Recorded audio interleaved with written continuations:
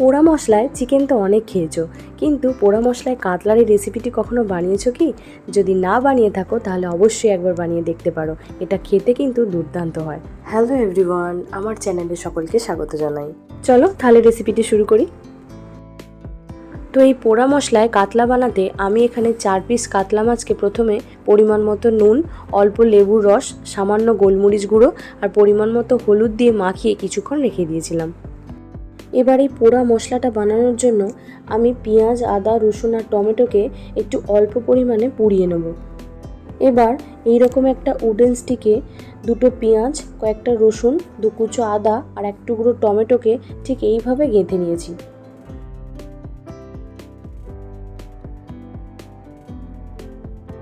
এবার এগুলো গ্যাসে দিয়ে দুপাশটা ভালোভাবে উল্টে পাল্টে পুড়িয়ে নিয়েছি। এগুলো তোমরা খুব হালকা আঁচে একটু সময় নিয়ে পোড়াবে, তাহলে দেখবে ভেতরটা খুব সুন্দরভাবে নরম হয়ে যাবে আর এর টেস্টটাও কিন্তু খুব ভালো আসবে। এবার একটা শুকনো লঙ্কাকেও এইভাবে পুড়িয়ে নিয়েছি। এবার এগুলি ভালো মতো ঠান্ডা হয়ে গেলে রসুনের খোসাগুলি এইভাবে ছাড়িয়ে নেব আর টমেটোর স্কিনটাও কিন্তু তুলে ফেলে দেব। তারপর সব কিছু একটা মিক্সিং জারে দিয়ে মিহি একটা পেস্ট বানিয়ে নিয়েছি। এবার কড়াইতে পরিমাণ মতো সর্ষের তেল দিয়ে তেল ভালো মতো গরম হয়ে গেলে মাছগুলি দিয়ে দেব।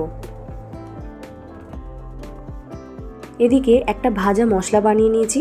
এর জন্য 1 চামচ জিরে আর কয়েকটা গোলমরিচকে শুকনো খোলায় হালকা ভেজে নিয়ে ঠান্ডা হয়ে গেলে গুঁড়ো করে নিয়েছি।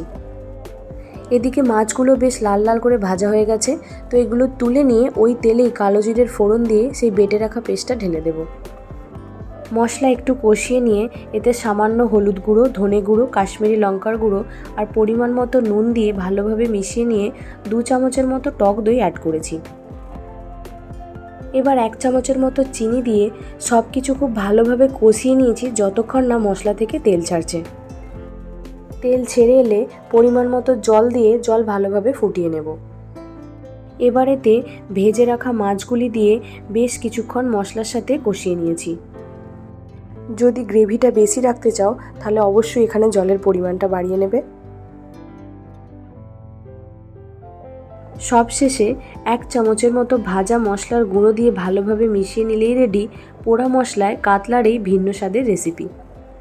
রেসিপিটি কেমন লাগলো আমাকে অবশ্যই কমেন্টে জানিও। ভালো লাগলে একটা লাইক করে দিও। আরও এই ধরনের নতুন রেসিপি পেতে আমার চ্যানেলটা সাবস্ক্রাইব করে দিও। আজকের জন্য এটুকুই। টাটা।